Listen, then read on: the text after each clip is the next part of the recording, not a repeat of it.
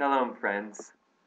I'm Stephen Exler, sharing a few words of Torah with you for Ori L'Tzedek, inspired by this week's Torah portion, Vayehi, the last one in the book of Bereshit, Genesis.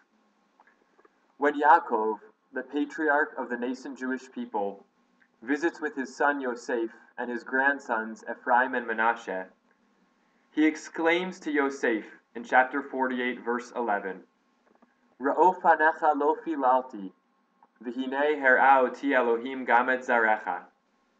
I had not even hoped to see your face, but now God has showed me even your children. What does Yaakov mean by this unusual Hebrew term, filalti?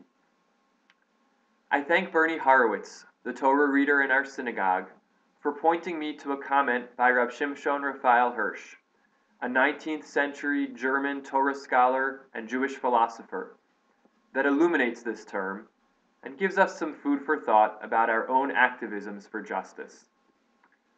Rav Hirsch relates Pei Lamed Lamed, Palal, to Bet Lamed Lamed, Balal, which means to mix. In other words, to take some physical matter from outside, integrate it with what is already there, and form a new whole. Says Rav Hirsch, Pei Lamed Lamed, Falal, is the mental or internal process of what Balal is physically.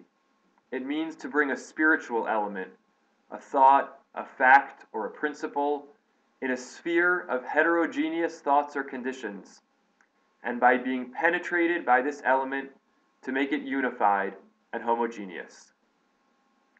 This is what Yaakov would not allow himself to do. He wouldn't let himself even entertain the thought of seeing Yosef alive. He couldn't integrate that foreign possibility with his way of living and coping and still maintain a cohesive, whole self, so he banished the thought.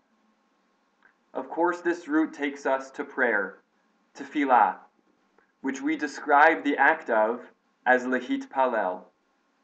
Says Rav Hirsch, this means not taking our words and pouring them out, but penetrating ourselves with godly thoughts and then integrating them into our worldview. What does this mean for social justice work? In biblical Hebrew, one word for judgment is this very same root, Pei Lamed Lamed, or Pililim in the Torah. Why?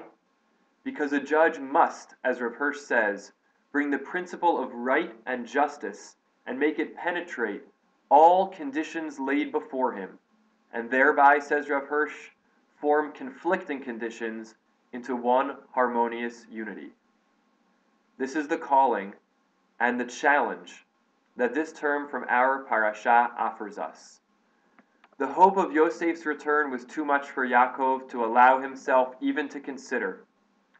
For us too, there are realities, injustices, narratives of people in our global world, and even our neighborhoods, that are potentially so painful and world-upending and unjust that we want not to countenance them, not to allow them to penetrate our reality.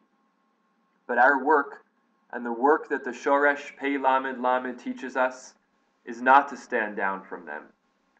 Our work as people called to do justly is to open ourselves to the truths of the world around us and find the ways to integrate those truths into ourselves and make them, through fighting for justice, one harmonious whole.